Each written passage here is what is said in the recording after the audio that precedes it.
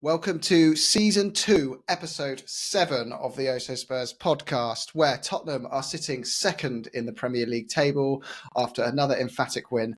And we've got a pretty good fixture coming up next. But this podcast is a slightly different agenda. What we're going to discuss today, now the transfer window is all but shut and the outgoings appear to be complete, we're going to be grading our signings today from a score of, I believe, A star down to an F.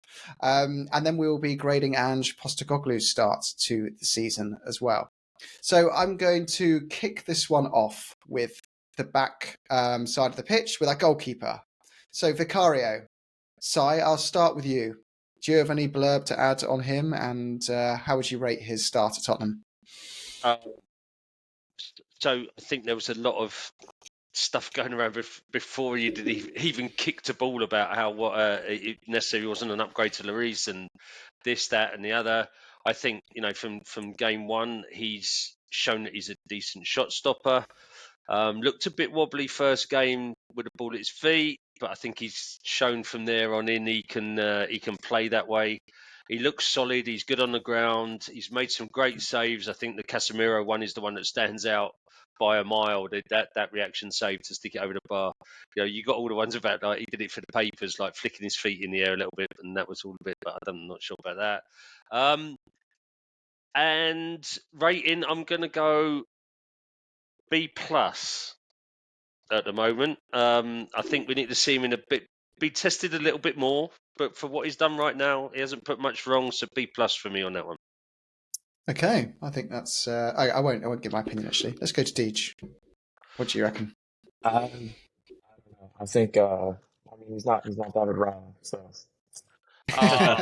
Sly jab at Stu. Yeah.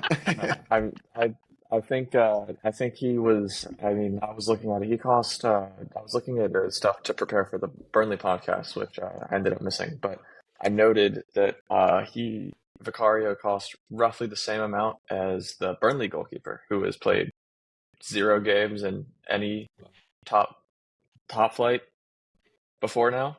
And just looking at the way that Vicario has played, he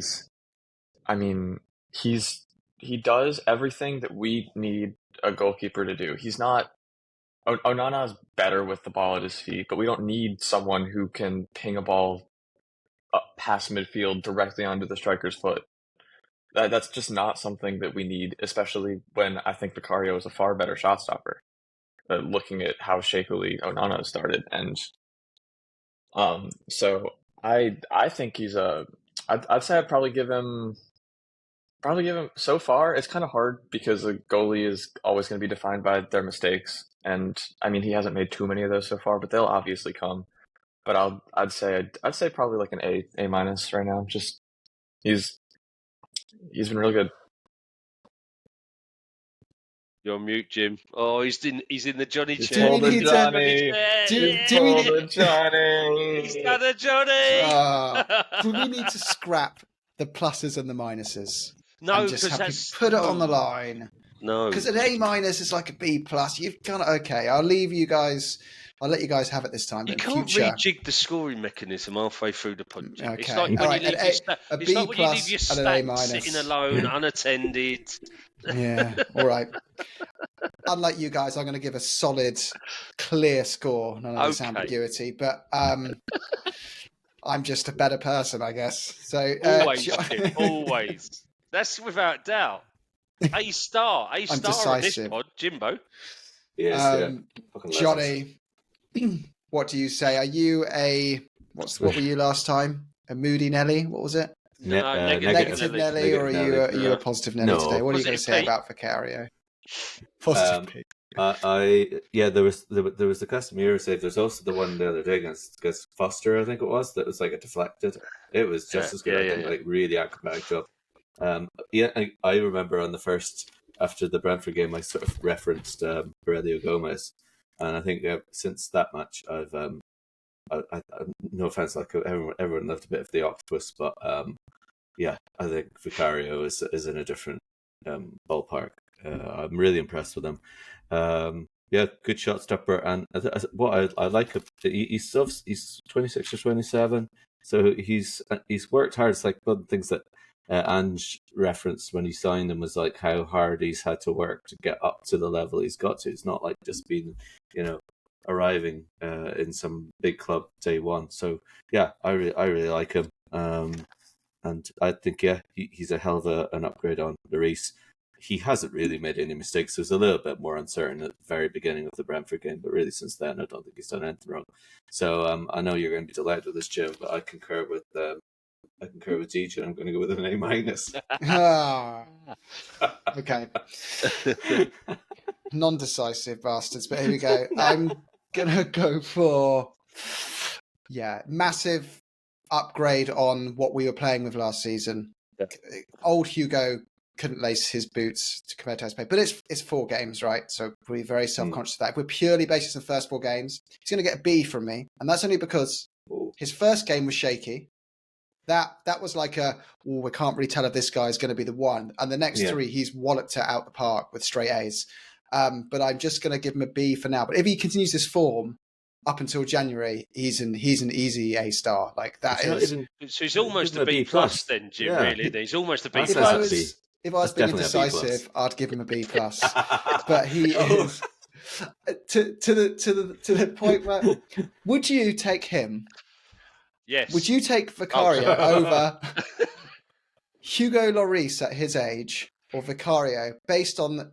Okay, this is so ridiculous because he's played 4 games for us. But if you took those 4 games and completely had to make a sweeping statement, who do you think's looking better? Well, it's far more exciting for me to say Vicario, so I'll say Vicario. I don't know if I believe that, but it's a better clip for a podcast. Yeah, I think we're all on board on that one. Okay, he's definitely better with his feet than Hugo. Yeah, and based on 4 games, he's definitely on par in terms of shot stopping. Yeah, he is. So, and apparently he's better at penalties. Couldn't be worse, really, could he? And he's Forster could be worse. Timber. Yeah, big hands. So that's Vicario. I think he averages a solid.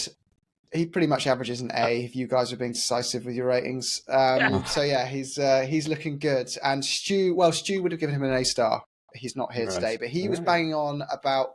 We just blow smoke up our own asses for a bit. We were Ange in about 9 months ago now, so yeah, that's us. We knew it was coming, but Stu was also very pro Vicario from the start, so he's been proven right again, and it's gone straight to his head. But yeah, that's exciting. So next, shall we move to our centre back signings? So do we need to rate Phillips? Do we rate Phillips? It's probably unfair. I was going to say that's. I'd say I was going to talk about Phillips for a little bit. I don't know if it's necessarily early enough to give a rating, but I think that given that he is, 18? Mm-hmm. And he is broken into the first team already to enough of a degree that Ange is comfortable selling essentially our third choice center back to make room for him. I think that is pretty deserving of an A rating, especially considering we got him for £2 million. No, A is Christian Romero banging in a 35-yard screamer. I think that context is important. If he were 25, then this transfer wouldn't get an A. But considering that he's 18, and he wasn't necessarily brought in to be our third choice center back, but he has already gotten Ange to a point where he's comfortable putting him in that situation. A might be a little bit overzealous. I definitely wouldn't give him an A star or anything. Johnny with the eyebrow there. I think that the fact that he has something about him, at least Ange thinks so. So I think that needs to be taken into account. In fairness, what's the competition? You're talking about Dyer and Sanchez. No offense, but I think it's great and it's lovely to have DJ's really positive vibe on the whole thing. But here comes Nelly. Here he comes. No, there's the dark cloud. He's got 11 appearances for Blackburn. Down in Dublin. He's got 11 appearances for Blackburn. Yeah. So I know. No, Deej, I think you made a good point, and the context that you're right. And obviously, Ange isn't just going to give him that responsibility, but it is pretty terrifying if something happens in the Argentina game, or if indeed Van de Ven's been called up to the senior Dutch squad for this window. So if something happens, to our centre backs. It is a bit scary. Yeah, I think with Phillips, obviously.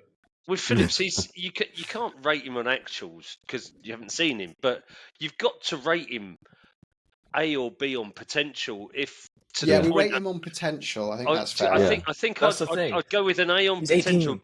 given the fact that Ange has seen enough in training that Sanchez can do one. Maybe a B. Listen, I'm not going to be too hard on this. I'll go B. I'll go A. I'll go B plus, A minus. Right. We go for. He's got big shoulders. He's tall. Ange likes him. It's a solid. Well, he hasn't kicked a ball for us. Come on, it's a C for me. He's passed. He's allowed. He's negative. No, but I think overall, if he was just like some random person, I would be fine with giving him a C because he hadn't kicked the ball for us. But like he's 18. He was brought in to play with the U21s. Played one game with the U21s, and Ange was like, "He's too good for this." We're going to need to really work on this. But carry on. He was brought up from the under 21s after one game. And I'm rating him an A because of his potential and the fact that he's ahead of the schedule that I think even any people at the club had assumed that he would be on when we brought him in. I mean, you wouldn't give Romero an A. Well, you might do now. I don't know. Yeah. Okay, everyone's got. Yeah, but Romero was brought in to be a starter. Okay, context. Okay, he's overachieved for the. He was meant to be someone who didn't get into the first team for a couple of years. Was in for the U21s. Yeah. That was it. That's why I get confused. Okay, yeah. Let's move on from him because we're like a third of the way through the podcast and we've only reached Ashley Phillips. So next is what did I even give him a rating? Yeah, C. Yeah, just making that really clear. I gave him a C. No, if it's on potential, it's B. Next, okay, I will go for our main centre back, Mickey van der Ven. No, it's not Van der Ven. Oh no, Stu won't like that. No, we don't have our local Dutch. Well, he's not even Dutch, but his Dutch accent, and it's called to do that properly. But Van der Ven. What do we think, guys? Very good. Just thumbs up. What are we rating him as? Yeah, thumbs up. Mickey Van der Ven. What are we going for? I think he's clearly got an eye for goal. It's not the right one yet. But I think that how we've seen Romero play, I think that 0 fouls committed between the two of them in the league. Unbelievable. Like considering how we saw Romero play last year, I think that's probably one of the biggest testaments to how big of an upgrade Van de Ven has been. So yeah, I don't really have much more to say about him. He's been solid. Had some unlucky own goals. We're not going to really hold that against him. What can you do really? Yeah. His pace, nothing to hold against him. playing. He was the fucking cheap option, Deej, wasn't he? He was the cheap option. Anyway, carry on. I think the point Deej makes about the no fouls between the two of them is really key here because it shows the way that he plays, right? So he doesn't dive into a tackle. He's fast. He can keep up. He shepherds players out to that. Well, their right channel, our left channel. He's really, really good at that, and he doesn't dive in. He doesn't commit, and therefore there's no fouls. I think that there's times where his speed has got him out of some positional naivety, but that will come because he's had 4 games in the Premier League. He's slotted in as good as we can expect him to slot in, and I think the relationship with both Kuti on his right and Destiny on his left will develop over time as well. And I think he's a great find. I think he's going to be, as long as he can keep fit, him and Kuti keep fit, then that is a legend centre back partnership in the making for us, without a shadow of doubt. Really, really impressed with him. I've given him a B, and the reason I've given him a B is because I think his positional development needs to come on a bit, and I did give him a B plus, but Jim said we couldn't use pluses, so I've gone B because I couldn't quite go A yet, because I think as well he's been up against teams that he would like to have been up against in his first 4 games. Maybe Man United might be a slightly different kettle of fish, but the other 3, I think, let's see what happens against Arsenal and Liverpool. And I think if he comes through those 2 and has a solid game against those 2, then he's up into the A for me. All right, fair enough. Beige rating, but there you go. Johnny, over to you. To be honest, I've nothing to add. That's correct. I mean, no, that's correct. Well done, boys. Well done.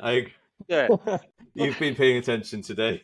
No, that's a good summary. No, he's class. He's potential Rolls Royce. So he looks really composed, and I totally agree with what Saj just said. Like we could have ourselves a bit of a Belgian kind of esque pairing with himself and Romero. And the other thing is he's 22, and the expensive option that you were alluding to, Jim, was 24, so he was still young, but like Van de Ven's only 22, and he's not 23 anytime soon. So it's pretty exciting, and it's just fantastic that we're not totally breaking it every time. What's lovely is the call up to the full Dutch side as well. Yeah. Because that will help with his development as well. That was nice with the more senior players there as well. So all round, I think he's going to be a great signing. Totally. Loving the Mickey Van der Beek. I'm going to give him an A because I just think for what he's coming and how he's coming and I kind of agree with that. I think I'd give him an A-. Oh, beautiful. I'm just going to end up giving everyone a B, aren't I, at this rate? But no, because you've got no other differentiation, Jim. That's the problem with your system. I've got to add a plus or a minus in, don't I? Yeah, he has been excellent. He has made a couple of he has had 2 or 3 flaky moments though, where he's cocked up and he's scored 2 own goals. So that for me takes him down from an A to a B. Because, well, come on, you can't give a guy 90% when he's scored 2 own goals. He has been made a few mistakes, and he's a young guy, but his potential is definitely an A. Yeah. He is. His goals were just bad luck. Yeah, it wasn't because he was down. That's fair. Also, one of his mistakes, he recovered, and it led to a goal. Yeah. Fair enough. I mean, he's brilliant. No, I'm upgrading. It's an A, Jim. All right, we're averaging an A. We're averaging an A minus on Van der Ven now. Oh, here we go. Right out the signs. I think we have to go on to a player next who technically was signed last season, but he started this season. It's our boy Destiny. Oh, I love him. Oh my God. How old is he? Is he 20? 20. He's 20 years old, for fuck's sake. He's definitely not, though, is he? He's massive. Yeah. 20-year-old me would have just been completely snapped in half by him. He's a unit. He's a big guy. What a revelation he's been. But anyway, to the ratings for our Destiny side.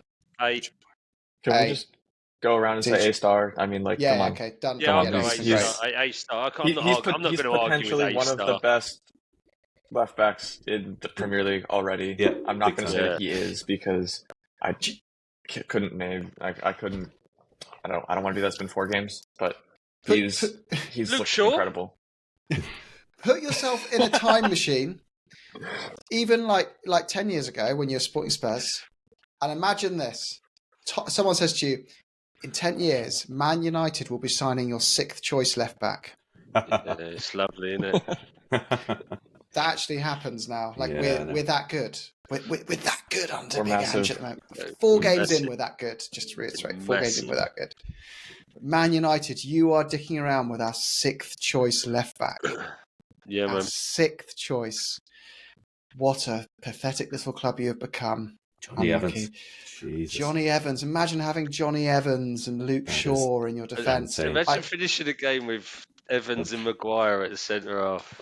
Oh, that must be so bad. I feel so bad for them.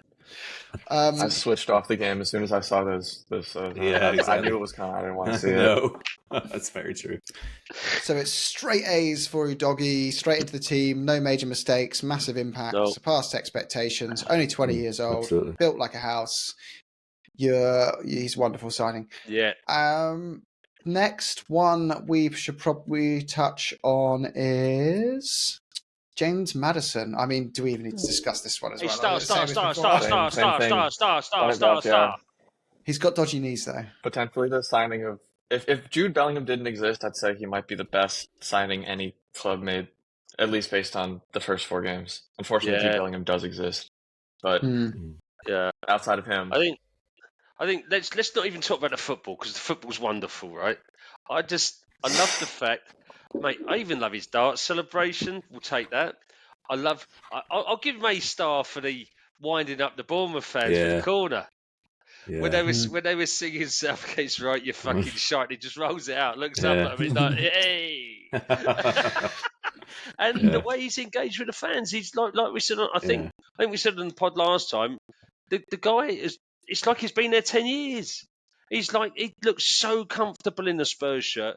And I tell you what, I'll put it out there. You wouldn't be seeing this James Maddison if Kane was still there. No. Because Kane would be coming back and filling those spaces that Maddison wants to occupy. He's got the freedom to do whatever he wants across that line. Exactly so. And listen, I'm not knocking Kane because I loved him, and I really didn't want him to go. And if we could have signed him on a longer contract, I would have took that all day long. Finished his career at Tottenham, hero. But let's face facts. Maddison wouldn't be the player he is without it. I don't think our midfield would be the midfield that is if he was still there. So, listen, draw the line, move on, and Maddison is that number 10. I think he's better than Eriksen. He's better than Eriksen in his prime, I think. Yeah, I agree. I agree. I think if we still had him, let's not get into that. But I think we'd have gone all out for Nagelsmann, and we wouldn't have signed James Maddison, and we'd have just had a completely different transfer strategy and a completely different. Let's just say, what was it, 45 million? Or was it 40 million? 40, yeah. 40 million. Net 30 with the Winksy the other way. A net 30 million spend. Are you taking the piss? Man United signed Mason Mount. Yeah, and I'll tell you what, I've not seen any. You don't even need to list the price. It's funny just saying they signed him. I've not seen any purple and gold coming in and saying Levy's done a great job on that one. Yeah. Well, I've not seen that. He lucked out on that one. Rolled the dice. Yeah, double six. There you go. Listen, we've got to acknowledge that there's been gross incompetence and mistakes have led to us needing this watershed moment and change 100%, in the club. And we've said that all along, James. We've said that all along. But credit where it's due. Come on, like bringing the fact that the club has managed to have so many hits lately is insane. Vicario, what a signing. Udogie, what a signing. Maddison, what a signing. Kulusevski's been a good signing. Bentancur's been an incredible signing. Van der Ven's been an incredible signing. Ashley Phillips is really highly rated by Ange. Johnson could be. Porro's looking incredible in this new role. It's just like the amount of hits versus you go look back a bit and we were signing Tanguy and Ndombele, Lo Celso, Reguilon, bringing Tanganga through and signing Danjuma. Like, it's really turned a corner this year. It's been definitely. We should finish on Brennan Johnson. The thing about bringing in Maddison, and I remember kind of a couple of months ago or whenever, at the end of June, we were talking about it. It wasn't the priority, but it was really important. It wasn't, obviously centre backs is the priority, and I think that's probably where most of us would feel the transfer window has definitely fallen down a bit. But if not kind of moved quickly, Newcastle was the other team that was really kind of very interested. Like it was really important that we did bring him in, and I do think that even though it wasn't the number one priority, like that has been really, really vindicated, that move to bring him in, and also because of his contribution, as he's only 26, but he's relatively speaking got quite a lot of Premier League experience, and he's obviously got this leadership role. So like you said, leaving the football aside, there are so many other aspects, and I think that's another thing that's worth acknowledging as well, his effect on and like you said, because of the Kane absence, Kane departing, he's okay. Nobody can replace Harry Kane, right? But he is bringing kind of a bit of X factor into the squad, something really special, something really unpredictable, something really exciting, and it's great. It's fantastic that we have him. Yeah, he's the type of player that has the quality about him that when I was watching the Burnley game and Udogie took the ball off of Burnley's center back or wing back or whatever, played it back into Maddison, and Maddison just took that one touch. I knew the ball was going in before he even shot it. Yeah. When for the goal to make it 3-1, it was just like it was a foregone conclusion. And then obviously it did happen, but he's just a player that's got that kind of quality about him, and it's fantastic signing. I cannot believe that he. It's the way that he takes the ball. He takes the ball on the turn, doesn't he? And it's like, I know there's a lot of this like coaching of it, take it on the half turn, but there's something about the way he receives the ball, gives himself so much time and space, or draws the foul. It's really rare that he gets the ball and loses it. It's either he gets away or he draws the foul. And that is going to be so important in and around the box. And his delivery from set pieces is going to be immense for us this season. I mean, that is a star, whatever. How many stars you want to stick on the end of it? He's the kind of player that, like, when you forget you're in your 30s or your 40s for a minute and you imagine you still could build yourself up to a Premier League career, he's the guy you kind of close your eyes and imagine you, like, he's the playing style you imagine you'd have as a player. And he makes it look so like, easy. Two-footed, whacking it in, great assist. He's such an 8 out of 10 at everything. And what's cool about him as well is just the way, like, in big moments when he needs to score, he's almost like laughing as he's carrying the ball. He's just like having a great time, having fun, because he's just so confident in himself and he knows what's going to happen. He's going to be one of those players, you can just picture it now, where you need a goal out of nowhere in the 88th minute, and you just know he can pick it up on either foot and he can wallop it in from outside the box. Is he our new Gareth Bale in terms of those big game goals? I think he's the only... Well, in terms of his... Yeah, I think he could not be in that terms of kind speed, not in terms of playing style. He's not as good as Bale, just to be very clear. We're not that deluded. Not in terms of playing style, but is he going to be one of those... Because Kane was...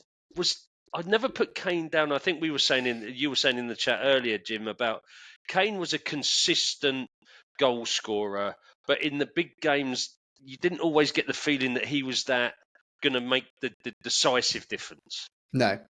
But you did with Bale. And I sort of get that feeling with Maddison that he's a step-up player. That if you need someone to make a difference, if you need someone to do something special, then Maddison can be that player for you.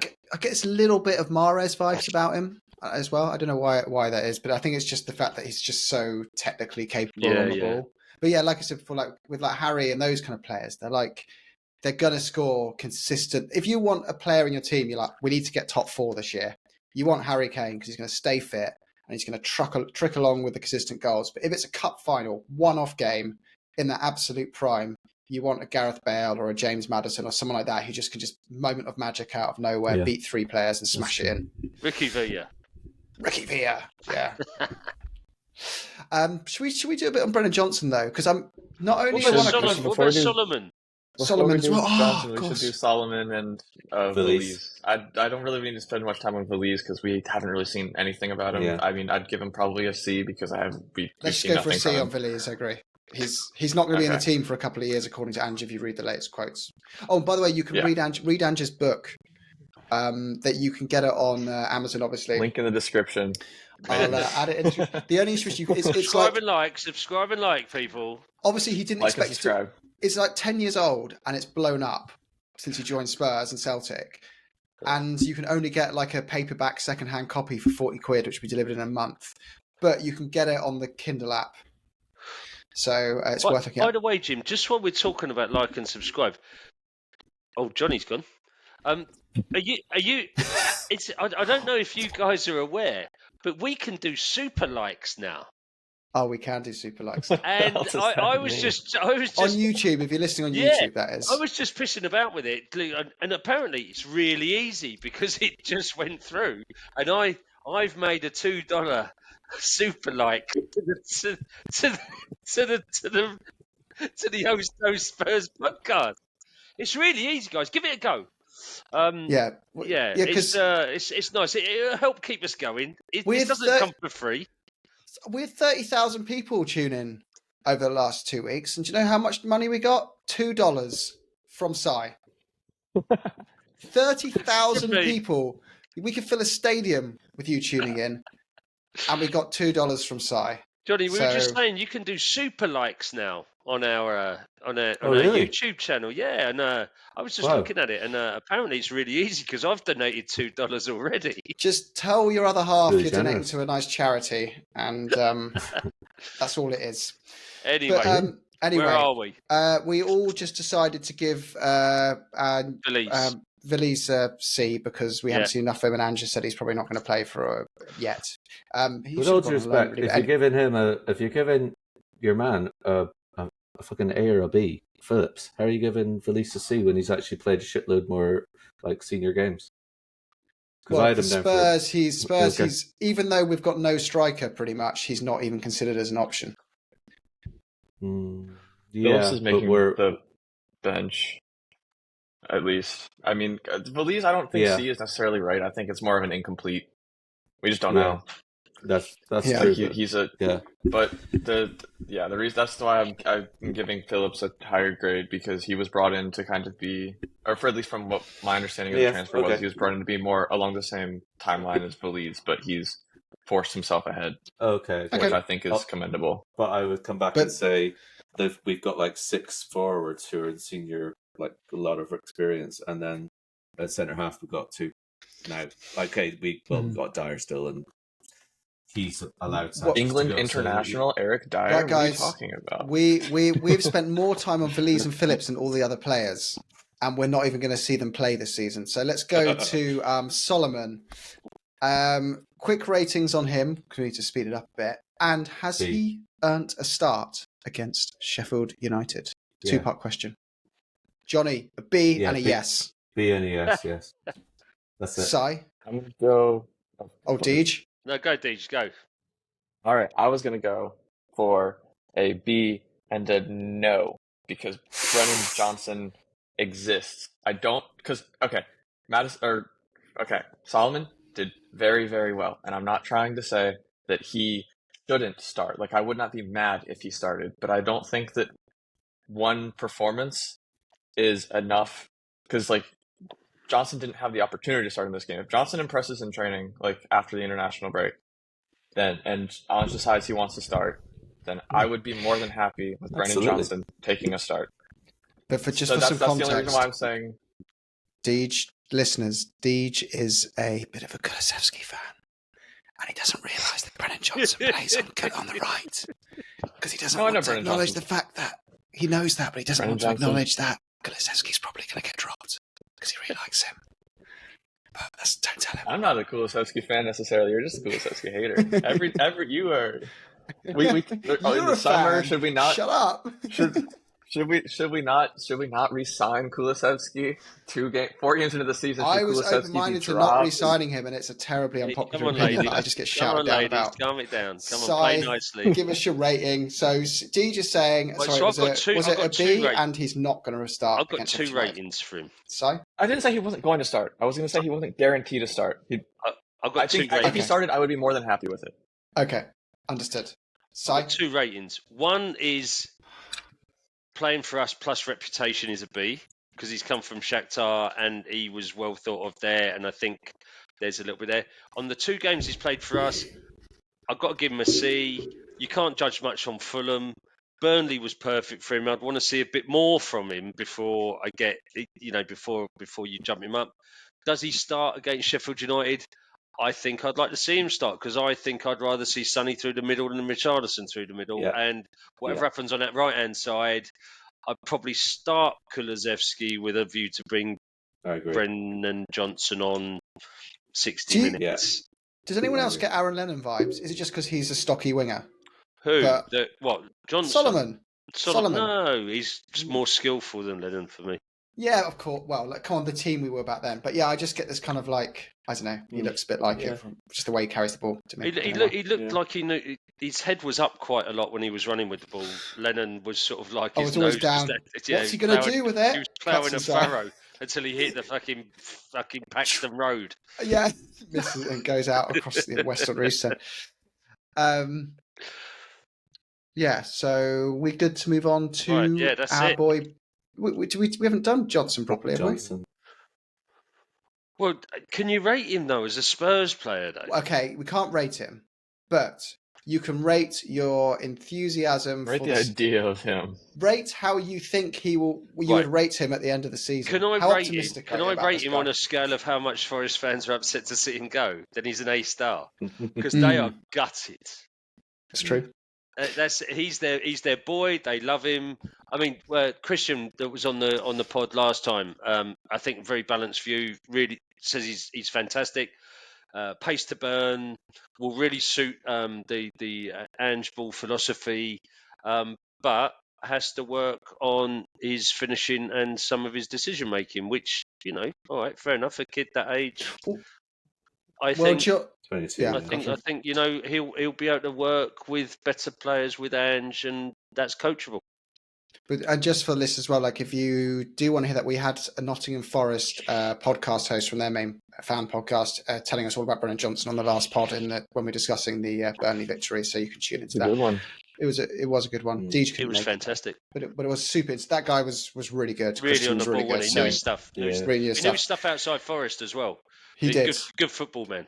Yeah, but just on that though, don't you think that's a bit like I've looked into the data of this, and because I'm looking for reasons to justify his poor finishing and stuff. Stat attack. But if you take away penalties and set pieces, because he was their star player, so he was taking penalties and set pieces, which he wasn't very good at. In the same way that Harry Kane's a fantastic striker and terrible at set pieces.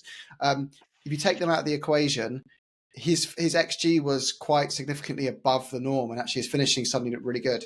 He's also recorded the fastest runs in the entire Premier League. So he's not only the fastest winger in the league. Second behind Kyle Walker, or is it this season? Fastest last season anyway. In fastest last season in the Championship. I don't remember. No Premier League. Yeah. Was it compared to the Premier League? I thought last season in the Premier League it was second behind Kyle Walker. Of course, yeah. No, I'm being stupid. Was it 37 kilometers an hour or something? Something ridiculous. Something like that. Yeah. He is absolutely rapid. I am very excited, especially with how Son played through the middle of kind of those balls from Pedro Porro, who I am very happy to see how he has kind of progressed as an Ange fullback, because he was probably one of the areas I was most concerned about, and he has alleviated most of those, at least against poorer opposition like Bournemouth or Man United. But yeah, I think that Porro playing balls onto Johnson will be very fun to watch. Yeah, even if that means Kulusevski doesn't start. I've got a feeling they're going to go for Solomon and Johnson starting. I really do. And he keeps Sonny up the middle. He's got to keep Sonny. Yeah, up I think he's not going to drop Sonny for Richarlison. He dropped some hints, didn't he, on that? What's really exciting about our front three? Well, if you include Maddison, almost like a front four. Like Maddison's a great finisher. Sonny's there's a stat going around of he's got double the XG of any other player in the Premier League in terms of taking chances. Double. Yeah, his overperformance or whatever. His overperformance of chances double. So imagine if you've got Sonny, Maddison, and Johnson, who've all got above normal XG and finish. It's just we could be real. Now all of a sudden I'm thinking, we need a new left winger now just to complete this. Like I think we've got we've got a really good problem. We've got a really good problem now of where do we fit all these guys in? Are they going to float around, do you think? Just kind of cause absolute mayhem? I know that because like you guys talked about in the last podcast, I know that Johnson plays a little bit up front for Wales. Not saying that's his best position or anything, but just having the ability because obviously Sonny can play anywhere across the front three, and so can Solomon to an extent. So just having the ability of having those three players who can all kind of play any one of those three positions, I think is really, really convenient. I think also they are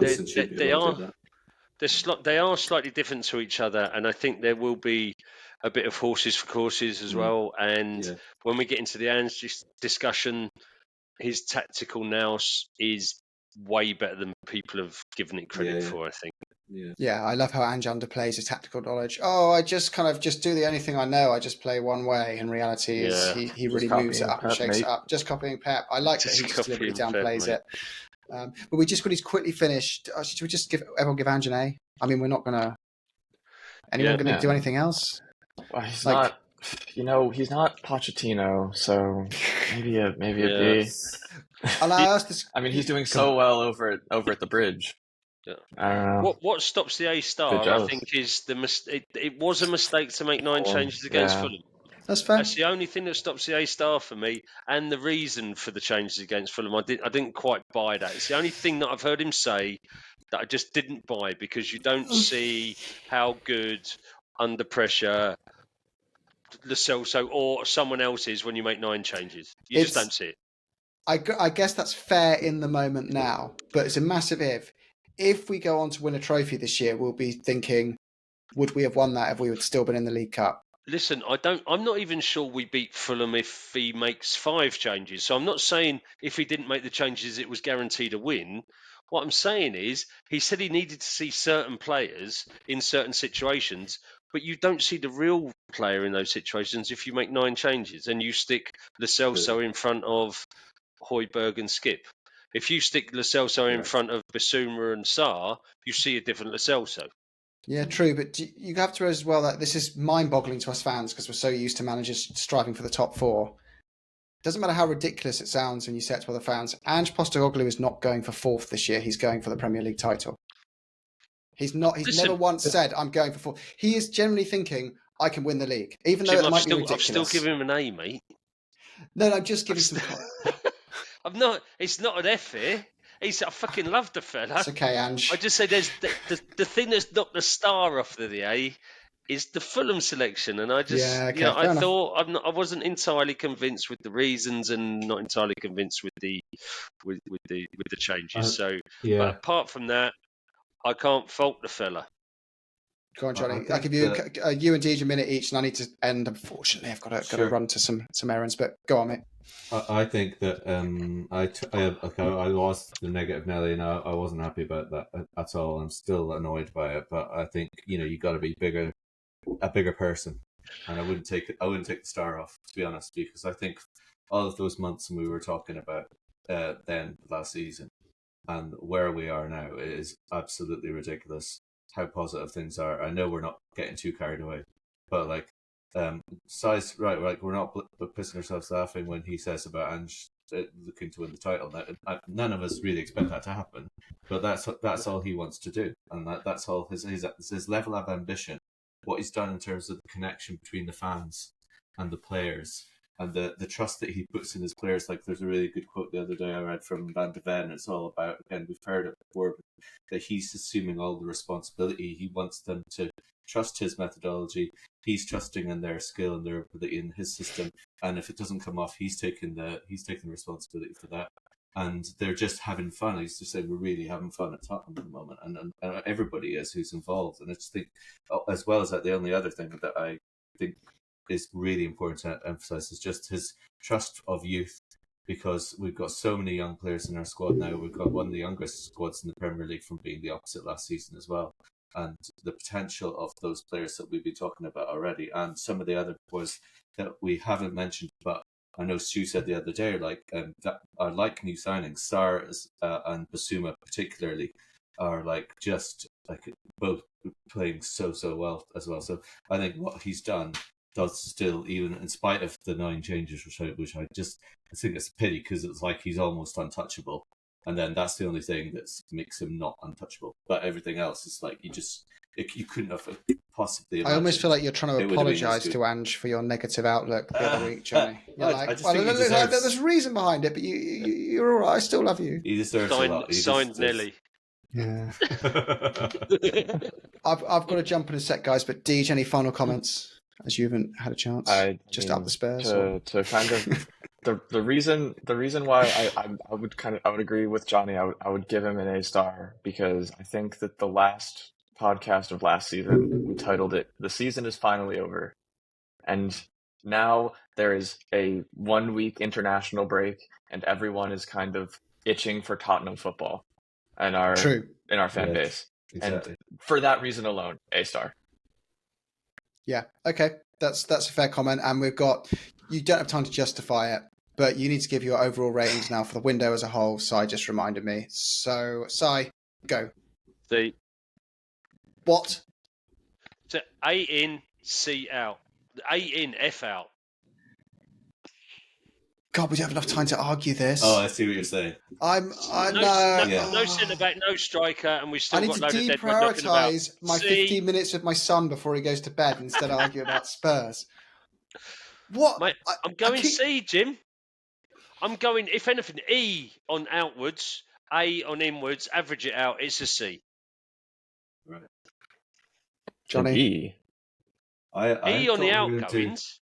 No, you did read the news yesterday. Sanchez and Ndombele are gone. On loan, yeah. Dombele's coming back. Rodon's gone. Spencer's gone. Reguilon's gone. Okay, Reguilon's gone. Yeah, they're most on loan though. Who's this Reguilon fella? Oh fuck. Reguilon. Reguilon. I can't pronounce it. I'm not going to get around that. That's like my.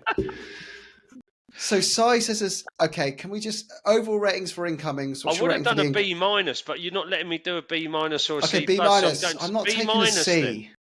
B minus. C. No centre back though, Jim. No backup centre back. Yeah. We got one. Oh. Yeah. To be fair, we should have signed an extra centre back. We should. We did. And we did lose. We fell a little bit short there. We can't deny that. Go on, Johnny. Well, I've got a 7 out of 10 written down. I don't know what that is in terms of. No, that's a B. Yes. Is it a B? 8 stars, 10. A's 8 or 9. No, you're right. If you're allowed to give it and as part of the transfer window, I'd go B plus. And he did come in during the transfer window. If we're including Postecoglou, I think it's got to be. I think it's a B plus. I mean, realistically, we had a lot of players who we do not. I'm not going to use the term deadwood because I think that's a bit harsh on players who would kick our ass if we down at the park. But then we had players who weren't necessarily the level that we expected from Tottenham, and I think that for those players, considering the wages that they're on and considering the financial situation and basically the rest of world football outside of Saudi Arabia, who for some reason won't touch any of our players with a 10-foot pole, and other English clubs, I think we did pretty well in at least offloading some wages. I think getting Davinson Sanchez off the books for an actual fee is huge. I think getting as much money we did for Harry Winks, someone who played for a team that got relegated in Serie A last season, was huge. I think getting Tanguy's wages off the books, and maybe if by some miracle of God he decides to actually play football again, we can get some actual money for him. That's huge. Making Manchester United worse, getting rid of Reguilon, that's huge. Reguilon. We have to call him that from now on. Is that the Hungarian fella? Right. And that just the last thing was nobody's really mentioned is the other fellow that went off to Bavaria. It obviously he's a huge loss and everything, but we never have to talk about it. Apart from the occasional reference, and we're only occasionally referencing it now. We're going forward. All these other players, like you were talking about Maddison earlier, we're liberated now. We can be expressive, and we don't have to even think about it. I mean, an amazing guy, amazing servant, but I don't miss him. I don't miss him. No. I want to counter some of the negativity from our first two people here, and Si and Johnny. Not negativity, it's harsh. We, for the last 4 years, have been screaming at the team, being like, Levy, sign me a centre-back, a creative midfielder, and a goalkeeper. And we did that all in the space of three weeks. And not only did we sign them, we signed 3 we got all of them right, which is so hard to do. Chelsea haven't been able to get the goalkeeper right for endless amounts of years. Man United haven't been able to get the centre-back right for years. We just went out and go, wallop. We'll have all 3, thank you very much. And we absolutely nailed it. And then Solomon, on a free transfer, all we had to pay was a friendly. That was, I thought that was decent business as well. He's a really good squad player. And then you can't really include Udogie in this one. But anyway, I'm giving it a solid A window. I think an A star would have been an extra centre back, and then there'd be nothing to complain about. But we did fall short there, and we should have got one in really. But that's also annoyingly overblown. Sorry to rant on. Yeah, but no, it is. Okay, I want to find someone who's really good, like top 6 good, happy to sit on the bench, and pretty much. I want to find top, and preferably under 20 million quid.